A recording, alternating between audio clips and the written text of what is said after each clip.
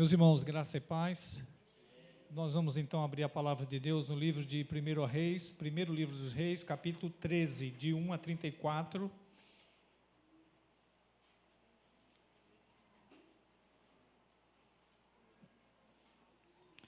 Primeiro livro dos Reis, 13, capítulo 13, de 1 a 34.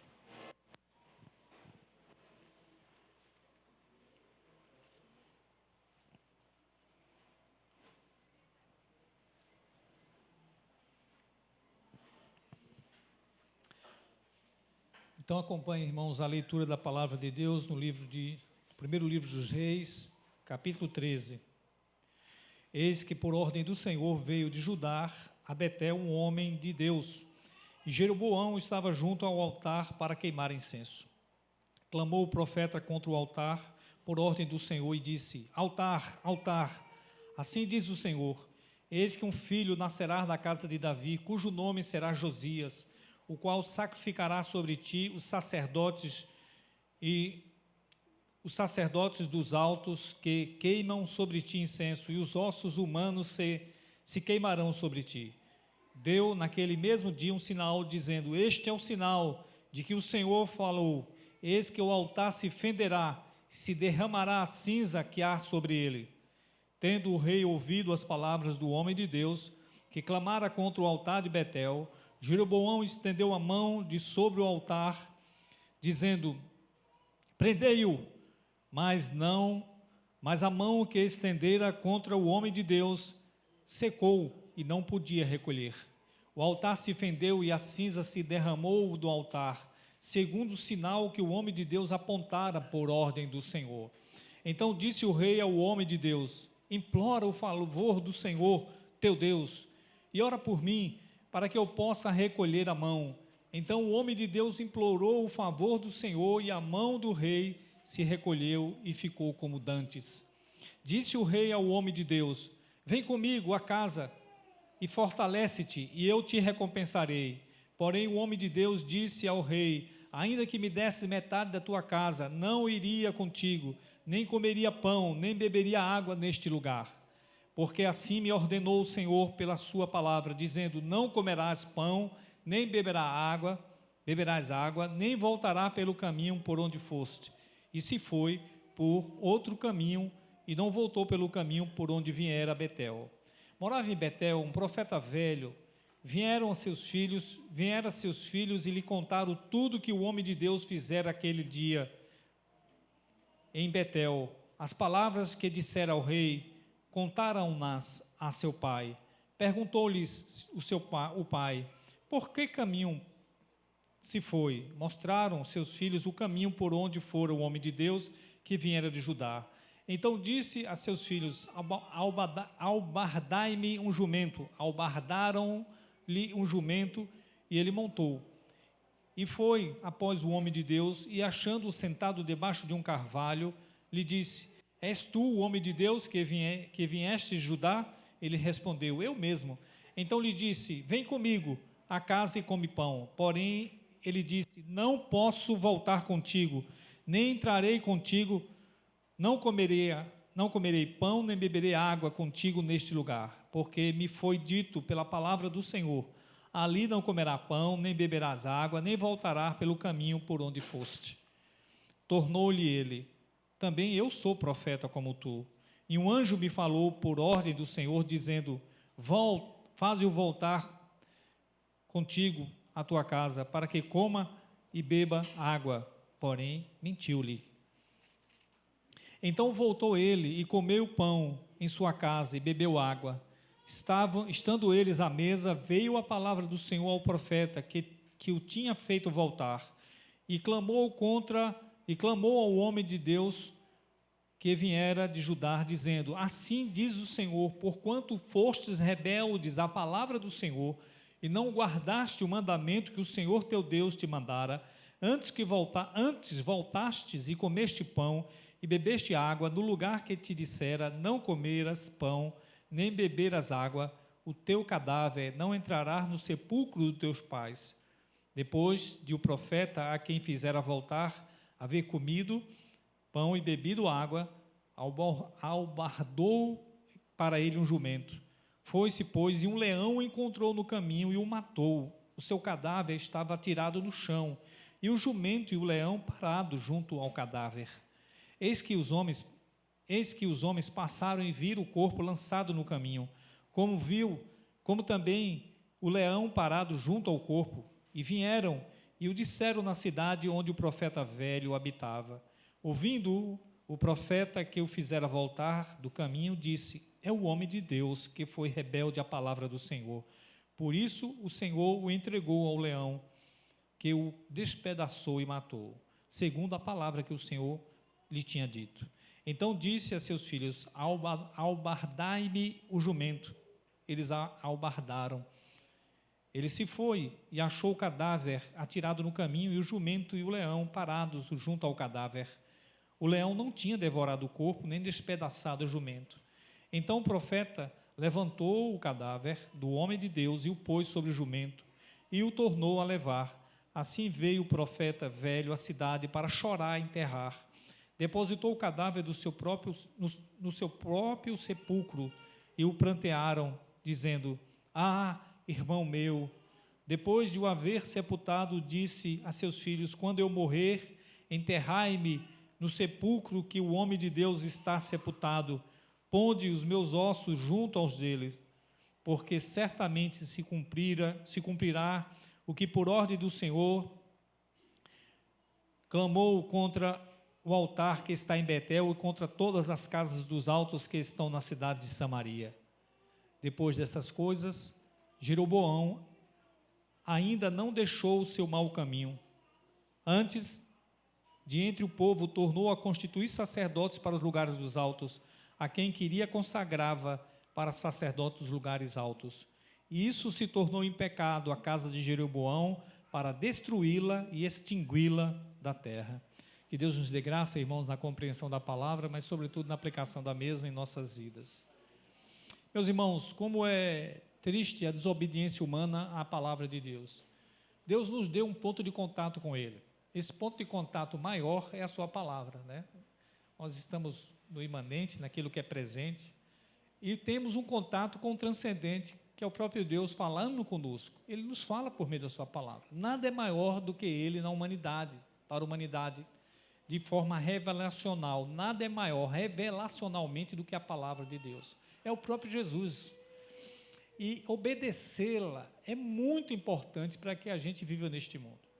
O livro dos reis nos mostra exatamente a história dos reis, mas principalmente não uma questão política que a gente vem vendo desde Salomão, quando Adonias tentou usurpar o trono, se nomeando, pedindo apoios políticos para se nomear, e depois Davi conseguiu destituí-lo, né? Na verdade, conseguiu constituir Salomão, que depois destituiu, praticamente acabou com toda a festa de Adonias. E a gente viu por um bom tempo como Salomão foi muito bem, porque ele guardava a palavra do Senhor, ele era temente, mas mais ou menos na metade do seu reino, ele resolveu, o seu coração pendeu para as riquezas, pendeu para a idolatria do sexo, e ele começou a se desviar do Senhor, e as consequências foram terríveis.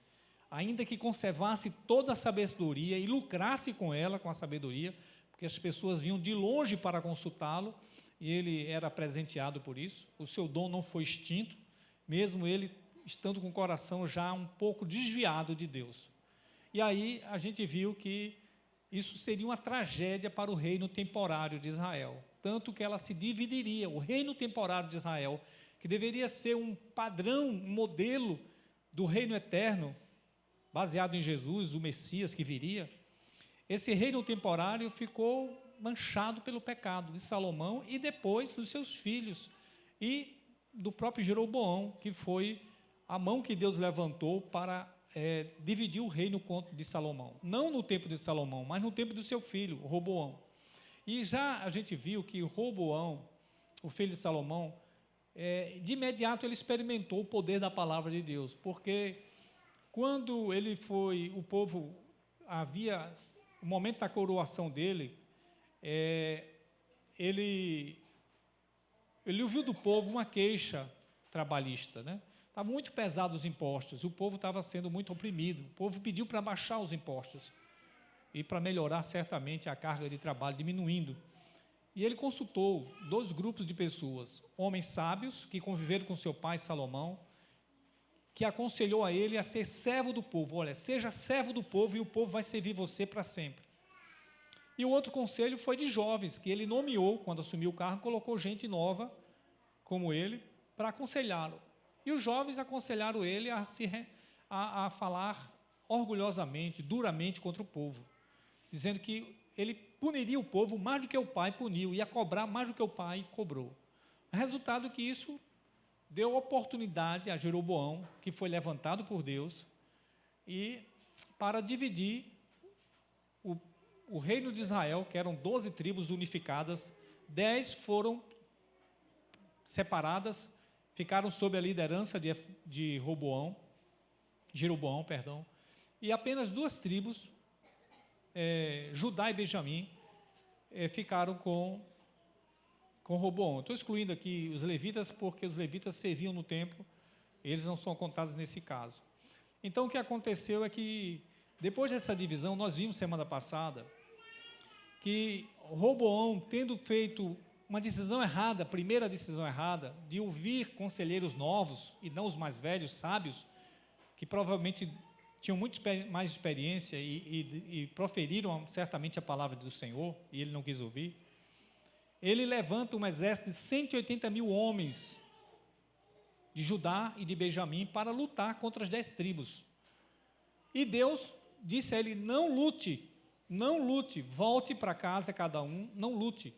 E ele resolve obedecer, talvez até, já depois de ter seguido o conselho tolo, né, um ditado popular dos mais jovens, ele agora resolve ouvir a voz dos mais velhos e ouvir a palavra do Senhor. E ele então, eu falei semana passada que ele exemplificou como reinar temporariamente, mas como modelo de um reino eterno, que é Jesus Cristo.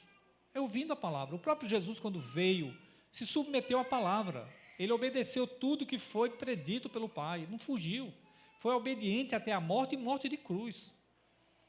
Então a gente deve viver neste mundo em obediência a um reino eterno, a um Deus que governa todas as coisas, que manda em tudo. Então Jeroboão, semana passada nós vimos que ele obedeceu e não fez uma guerra civil contra as 10 tribos. Mas a Jeroboão, Deus então, o que ele faz, Jeroboão? Ele simplesmente quer manter o reino temporário, não preocupado com o reino eterno do Senhor. Deus disse para ele, quando o levantou como inimigo de Salomão, de sua família, que ele, Deus, manteria a dinastia dele em Israel por muitos anos, se ele obedecesse ao Senhor. Nós vamos ver no livro de Reis que nas 10 tribos são várias dinastias. Não se mantém as dinastias, dinastia sai, dinastia vem, ou seja, uma família sai, outra família entra, e o tempo todo alternando, enquanto que Judá só tem uma dinastia só, a dinastia de Judá, da tribo de Judá. Já em Israel, vai ser o tempo todo guerras, gente tomando poder, gente se autoproclamando, gente traindo, o tempo todo.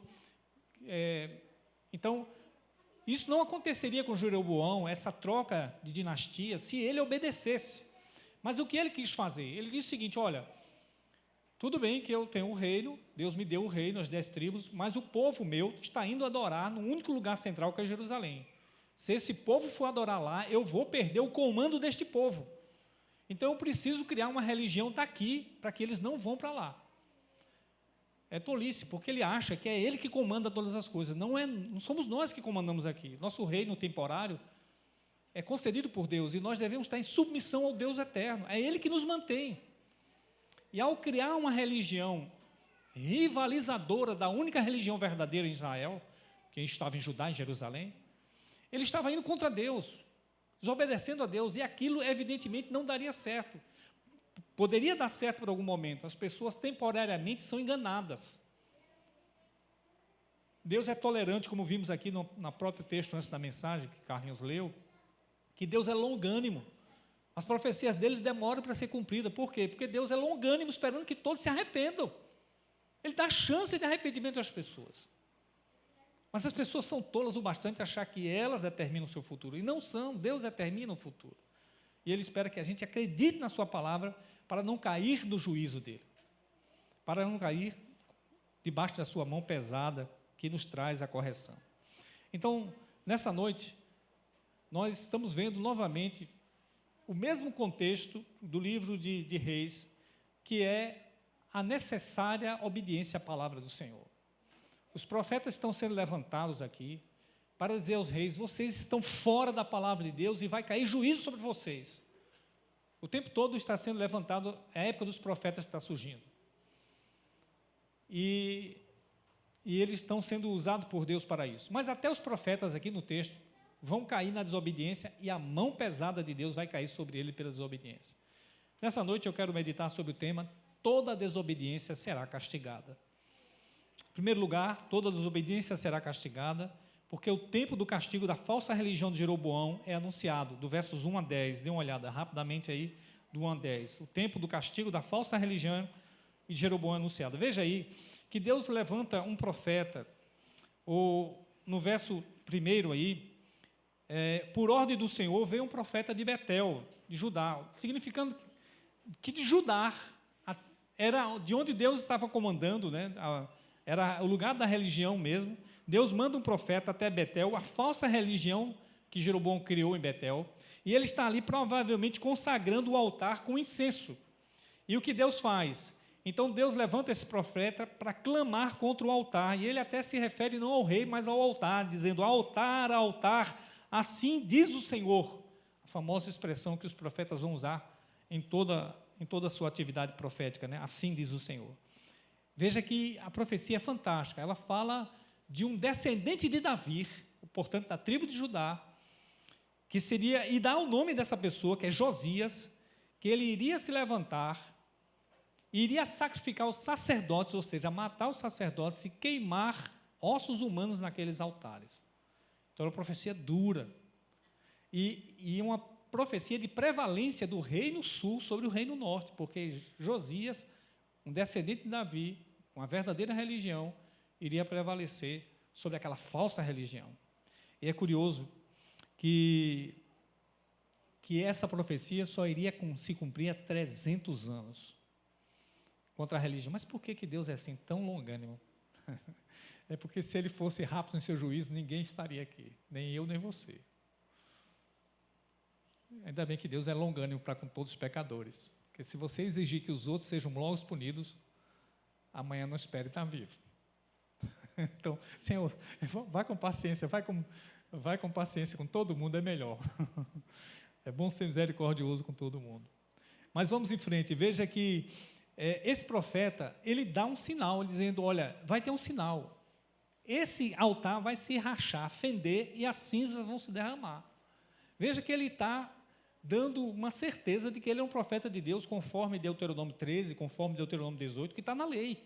Se um profeta falar e mandar você fazer alguma coisa diferente do que está na lei, não siga esse profeta. Ainda que a palavra dele foi verdadeira, não siga. E lá em Deuteronômio 18, se ele falar e não der certo, tal profeta não falou pelo Senhor. Está em Deuteronômio, Moisés fala sobre isso. Então, ele dá um sinal. E aí Jeroboão, arrogantemente, que já desprezou a religião, achando que religião é coisa de somenos, que achando que depender de Deus é coisa de somenos, que ele pode conduzir o povo religiosamente, porque ele instituiu os sacerdotes, uma religião falsa, ele pode controlar isso, ele pode manter isso, e não pode, é Deus que instituiu a verdadeira religião. Ele estende a mão contra o profeta, e quando ele estendeu, a mão secou.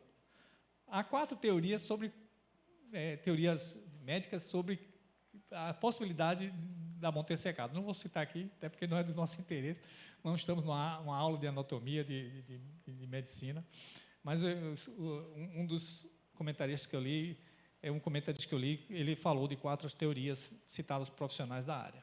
O fato é que ela estendeu, ele não pôde se mover. E aí, curiosamente, ele pede ao homem de Deus, que não tem um nome. Não, aqui os profetas não têm nome. Vai aparecer 2 profetas nessa história, apareceu, mas não tem nome. Aqui tem um homem de Deus de Judá. Ele é designado assim. Então ele pede ao rei que interceda veja que o rei faz uma coisa certa, né? Ele pede ao teu Deus, ele não é o meu Deus, é o teu Deus que interceda. Veja, mostrando que Deus era poderoso, inclusive, para aquela arrogância dele, mostrou um poder que ele já viu ali, que a mão dele não podia voltar. Né? Então, já era outro sinal além do altar se fender, rachar. E então o profeta intercede e a mão do rei volta ao normal. Novamente a misericórdia de Deus.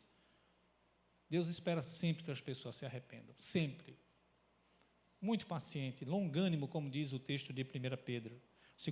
Né? Deus é longânimo, não querendo que ninguém se perca, antes que todos se arrependam. Né? E aí o rei, depois de sarado, convida o profeta para ir comer e recompensá-lo. Veja que tentação. Talvez ele quisesse dominar o profeta. Diz, olha, fazer parte da minha turma, não? Isso é comum, sabe? Eu vou citar uma coisa que é comum acontecer. Se você negociar uma greve, e você for cabeça, liderança de uma greve, alguém pode te convidar para, de repente, ser o secretário de alguma coisa, o prefeito. Porque é uma forma de lhe calar. Diz, olha, não fica no lado dele, não. Vem para o meu lado aqui, que aqui... Então, você trabalha comigo e eu vou... Isso é comum acontecer. Não é? É uma forma de tentar calar a persuasão do outro lado, você chamar para o seu lado, né? E o profeta realmente foi firme para o rei, dizendo, não vou, porque ele cita a ordem de Deus no verso 9, estamos aí terminando o primeiro ponto, veja aí, ele cita a ordem de Deus, não vou comer, não vou beber e não vou voltar pelo mesmo caminho. Por que Deus falou isso? A gente não sabe exatamente, provavelmente pela tentação, que seria o próprio rei tentar dominá-lo, recompensá-lo. Então Deus foi enfático para o profeta, não volte em primeiro lugar, não coma nada lá, não beba nada lá, volte logo, até para ele não cair. E ele então se foi por outro caminho. Até aqui o profeta foi nota 10. Jeroboão teve a chance, né, de ver por 2 sinais, porque inclusive logo em seguida o altar se fendeu e derramou a cinza do altar. Ou seja, Jeroboão, apesar de ter visto 2 sinais, ele não viu o cumprimento da sentença sobre ele logo de imediato, porque Deus foi paciente, esperando o arrependimento dele.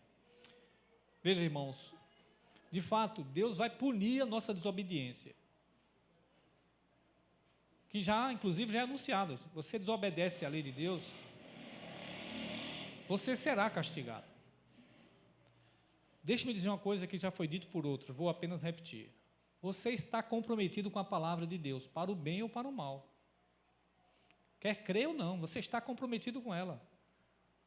Ela pode te anunciar coisas boas, se você estiver comprometido positivamente com Deus, ou ela pode te anunciar coisas ruins, se você estiver em rebeldia contra Deus. E vai se cumprir. É só uma questão de tempo. A coisa mais certa que nós estamos comprometidos com a palavra de Deus é a morte. Tu és pó, é o pó. A ciência não vai reverter isso nunca. Pode avançar como for. O corpo vai estar lá, o sangue vai estar lá, os órgãos vão estar lá, mas quando Deus tira a vida, ninguém pode reavê-la. É a palavra do Senhor que disse isso. Quando Deus chama alguém, nem a ciência pode reverter essa situação. Então, é muito importante que a gente preste atenção à palavra do Senhor, que a gente atente à palavra do Senhor. É o Deus que governa o universo, o rei que está acima de qualquer rei, e qualquer comando neste mundo, ele, de fato, nós devemos prestar toda a obediência. Segundo lugar, irmãos, toda desobediência será castigada, porque mesmo aqueles que levam a palavra de Deus podem desobedecer a sua própria ordem. E o profeta desobedeceu. Esse profeta aí, curioso, isso aqui é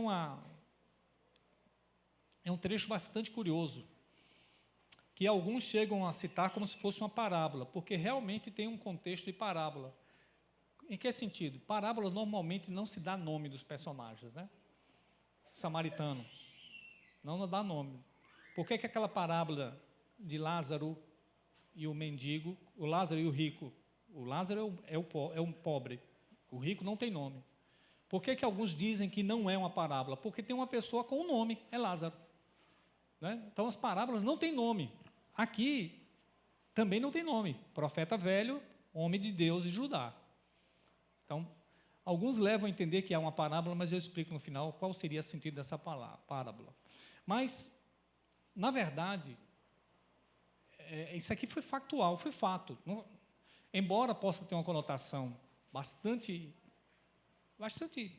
interessante sobre uma parábola, mas foi um fato real. Que fato real foi esse? Havia um profeta velho em Betel. Esse profeta era um profeta antigo do povo de Deus, ou era um profeta constituído por Jeroboão para a nova religião? Nós não sabemos. Não sabemos qual era a posição desse profeta, se era um homem fiel a Deus ou se não era. Mas ele ficou sabendo, pelos filhos, tudo o que aconteceu anteriormente, como já pregamos no primeiro ponto. Então ele pede aos filhos, ele pergunta, o filho perguntou para os filhos, eu estou aqui resumindo, não vou versículo a versículo, porque é bastante longo. Perguntou para os filhos, por onde foi esse profeta, homem de Deus? Ele disse, por aquele caminho. Ele disse, prepara o jumento, prepara o meu carro, mais ou menos assim. Eu vou atrás dele. E encontrou ele debaixo de uma árvore. Alguns até dizem, olha, ele não deveria estar lá parado, já deveria ter caminhado bastante. Mas andar cansa, né? Viagem cansa, ele descansou, enfim. E aí encontrou, e chega lá, esse homem, então, pediu para o profeta, o homem de Deus, voltar. E ele disse, eu não posso voltar. E ele cita a ordem de Deus, não posso voltar, não posso comer, não posso beber na sua casa. E aí o profeta velho aí faz uma coisa terrível. Ele mente para o homem de Deus. Olha que coisa triste. Um profeta velho mentindo, dizendo, não, um anjo me apareceu. Olha, uma dica aqui, toda vez que alguém disser, um anjo me falou, esqueça. Saia fora. É melhor falar com os donos dos anjos do que o dono do anjo já falou para a gente na sua palavra. Paulo deu essa ordem para nós. Ainda que um anjo desça do céu, vos pregue outro evangelho, considere como maldito, anátema. Então, quando alguém disser para você que um anjo falou, saia fora, que é perigo, é problema. Um anjo falou a ordem de Deus, e aí, veja, como é que você tem a palavra de Deus, que recebeu diretamente, e você deixa alguém persuadi-lo, dizendo que um anjo revelou para ele? Como pessoas são inocentes, né? Como nós podemos cair em ciladas? E aqui o texto é colocado para que a gente valorize a palavra de Deus, nunca a despreze, sobretudo alguém que está na função de pregar a palavra de Deus, que é um profeta. Não se pode pedir menos de um profeta, de que ele creia. Vou até falar essa palavra, talvez não, contextualmente não caia muito bem, mas obstinadamente creia na palavra do Senhor. Ou radicalmente creia na palavra do Senhor. Não pode abrir mão. Não se pode abrir mão. E eu não quero dê a ideia de fundamentalismo. Aliás, eu prefiro ser um fundamentalista do que ser um liberal. Eu já disse aqui, vou repetir, embora esteja gravando, isso é terrível. Um fundamentalista pode ir para uma posição de equilíbrio bíblico, mas um liberal dificilmente volta para uma posição de equilíbrio. Dificilmente. A minha experiência, nunca vi liberais voltarem para uma posição de equilíbrio. É raro, pode acontecer. Existe, eu sei que tem, mas é mais fácil um fundamentalista radical, talvez até fanático, ir para mais uma posição de equilíbrio do que um liberal voltar para uma posição. Então, não estou defendendo nenhum lado e outro. O certo é andar baseadamente na palavra, biblicamente, reformadamente na palavra, tá certo? Mas, olha, veja que ele volta, ele aceita a mentira, né? Porque ele não testa, tem que se testar. E João diz assim, provai os espíritos para ver se procede de Deus, porque muitos falsos profetas têm saído pelo mundo afora. Eu sei que até antes, né? Porque ele aqui é antes de João, né? Então, é um tempo antes, mas é a palavra de Deus. Você não pode dar crédito a qualquer espírito. Você tem que provar, para ver se é realmente o Espírito de Deus. E aí, ele vai. E quando ele está comendo, surpreendentemente, agora Deus usa o profeta velho para trazer juízo para o profeta do homem de Deus, dizendo, porque você voltou, foi rebelde à minha palavra, vai acontecer isso com você. Olha que situação drástica. Quer dizer, o homem que mentiu para ele, Deus agora está usando para dizer, você foi rebelde à minha palavra, e você não vai ser sepultado com os seus pais. Isso era um juízo muito grande. Você vai ser sepultado fora da terra dos seus pais. Isso não quer dizer que ele não se salvou, imagino eu. acredito que ele continuaria sendo crente, mas ele estava perdendo um direito, uma honra, né, de ser sepultado junto com seus pais, porque foi rebelde à palavra do Senhor. Novamente eu falo aqui, irmãos, nós como crentes, e liderança também principalmente, nosso peso aumenta. Quanto mais conhecemos a palavra de Deus, mais Deus cobrará, né, porque nós temos conhecimento. Né? Então, é uma grande bênção conhecer, mas a responsabilidade aumenta. Né? O Tiago fala sobre isso, irmãos, não se façam muito de vós mestres, porque o juízo é maior para os mestres. Né? Então, aqui eu faço uma pausa para citar, né? Veja que Moisés, o povo pecou demais e Deus foi paciente com o povo, 10 vezes murmuraram e tal, e uma única vez que Moisés errou, bateu numa pedra, essa pedra sairá água, quando bateu a água. E por que ele fez isso? Talvez ele fez isso em revolta, em desobediência. Deus não permitiu que ele entrasse na terra de Canaã. Disse, você não vai entrar na terra de Canaã, porque você fez isso. Mas foi só um errinho de Moisés, mas ele era liderança, conhecia demais. Por isso ele não pôde entrar em Canaã. Ele avistou Canaã de longe. Deus permitiu que ele subisse no monte, avistasse, e depois ele morreu e o corpo dele foi escondido. Deus não permitiu que se achasse o corpo de Moisés. Então, aqui o homem de Deus volta e vai para a casa do profeta, e o profeta velho é usado por Deus. E aí o que acontece? Prepara o jumento do profeta, o profeta sai com o jumento, talvez até o homem de Deus tenha dado, eu não sei se ele estava antes no jumento, e aí quando ele vai, o leão vai, despedaça ele e mata. Curiosamente, a cena é tão incrível que o jumento, o leão mata o homem de Deus no jumento, fica o corpo dele, o cadáver, fica o jumento e fica o leão. Por que esse leão não foi embora, não comeu nem o jumento?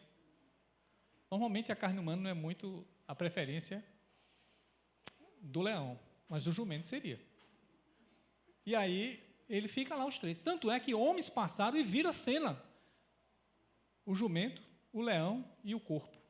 Chegaram lá, contaram na cidade. O homem disse, é o homem de Deus, e a palavra de Deus se cumpriu. Veja que o foco está na palavra de Deus, ainda que juízo está se cumprindo, tanto no primeiro ponto quanto agora.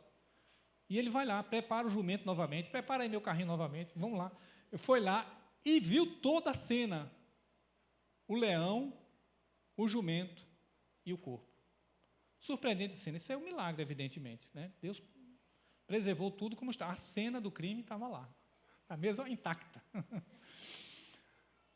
E aí ele pega o corpo, põe no jumento e traz para sepultá-lo. Veja que coisa, irmãos. Um comentarista, citando outro, diz que o leão estava na coleira de Deus. Não fez nada, porque Deus o conteve para provar a sua palavra, o poder da sua palavra, porque foi proferido que ele morreria.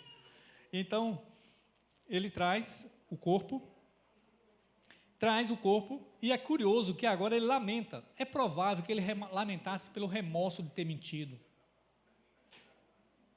É provável que o lamento aqui, a tristeza, meu irmão, porque eles eram colegas de ministério. Eu não sei qual era a religião do outro, se era a religião de Deus verdadeiro, mas eram colegas de ministério e mentiu para o homem de Deus. O homem de Deus desobedeceu pela mentira, deveria ter testado a mentira.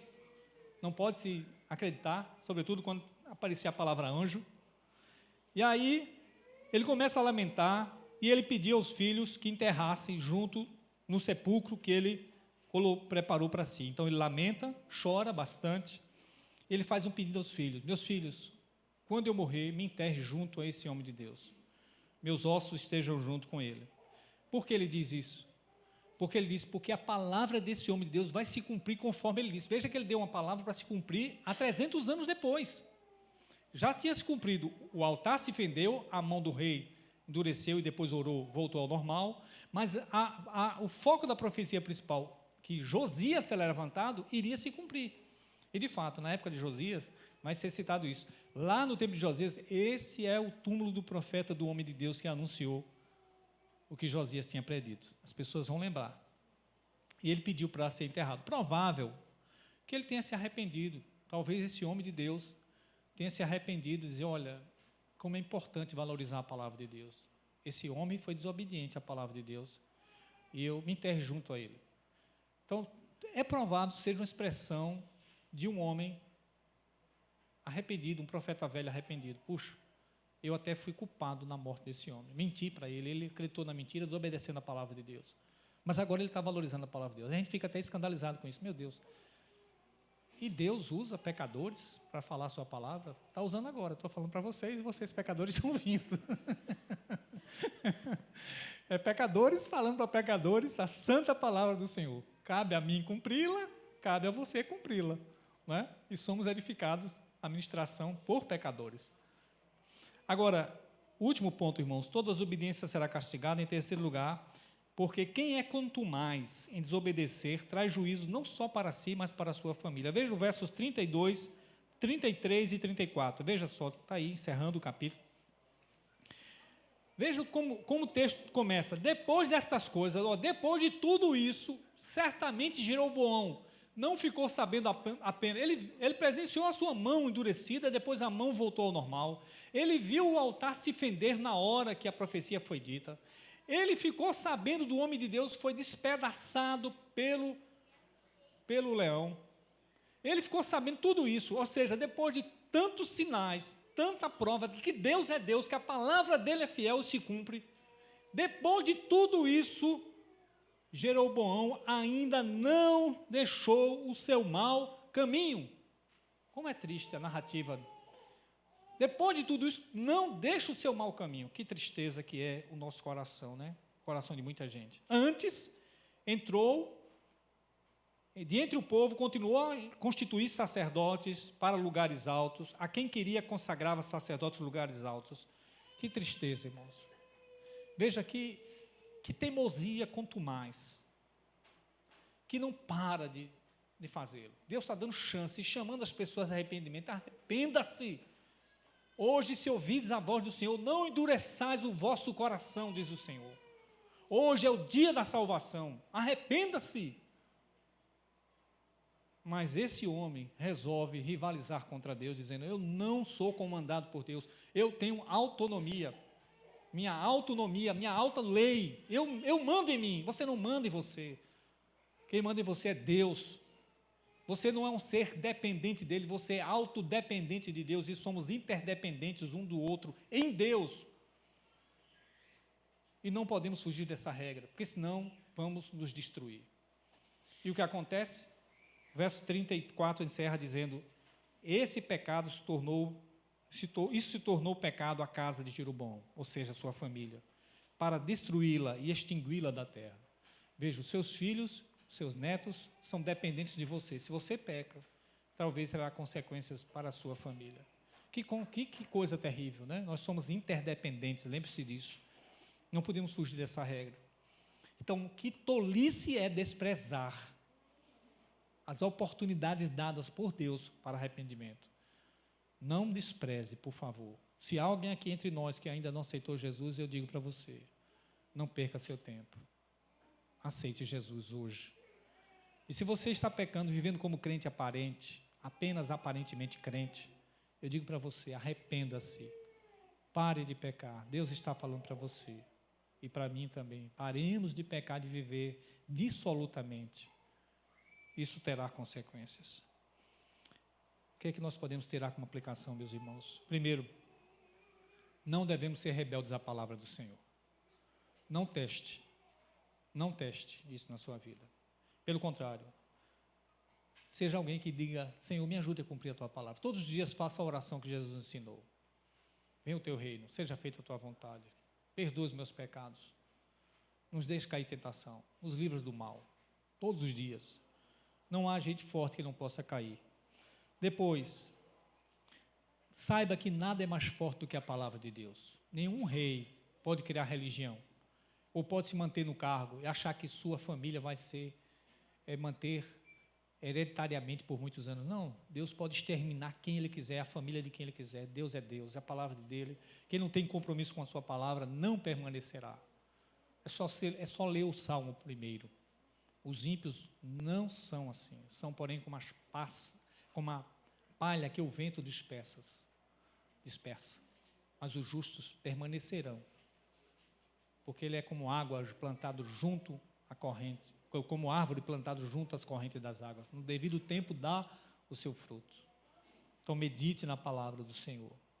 E por último, Deus sempre dá oportunidade de arrependimento. Eu só posso dizer, aproveitem, em nome de Jesus. Aproveitemos, oremos ao Senhor. Senhor, obrigado pela tua palavra. É um testemunho verdadeiro de tudo que acontece. O tempo desses profetas já passaram, o tempo de Josias já passou, de Jeroboão. Mas a tua palavra continua sendo fiel. De tudo que o Senhor disse, tudo se cumpriu cabalmente e completamente, Senhor. E hoje nós temos um chamado à tua misericórdia, ao arrependimento em Jesus Cristo. Muito obrigado, Senhor. Muito obrigado porque o Senhor é longânimo, não querendo que ninguém se perca, antes que todos se arrependam. A todos nós que já somos crentes, que possamos nos arrepender dos nossos pecados ainda triviais, às vezes até pecados ocultos, guardamos no nosso coração.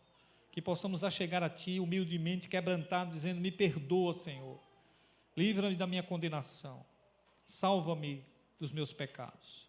Se há alguém aqui ainda que também não é crente, Senhor, que nessa noite, que o Senhor possa chamá-lo a arrependimento, e que ao ser chamado, que ele não resista ao teu convite, mas antes, em quebrantamento, venha a Ti, e diga, eu quero ser Teu, eu viverei para a Tua glória. Senhor, por favor, transforma os corações.